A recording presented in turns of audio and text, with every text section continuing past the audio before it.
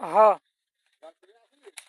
না, রাত 12টার দিকে যখন যাই তখন তো জাল ফেলে নিয়ে আসিল না। তারপরে এই তো আসি দেখি এই জায়গায় কাটা।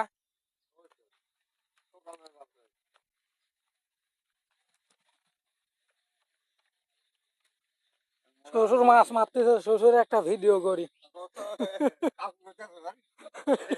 শ্বশুর যেখানে থাকে তাহলে মাছ মারতে লাগলে কাপড় যেখানে যায় লাগি। মাছ পাইছো সেটি?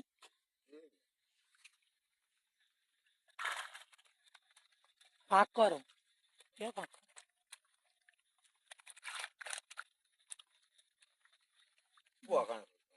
করতে মাছ?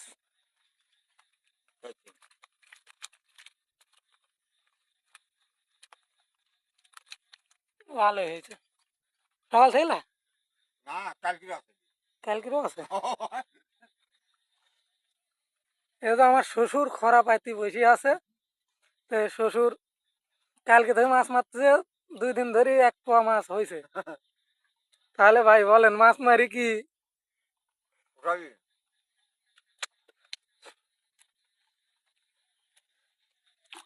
টান দিয়ে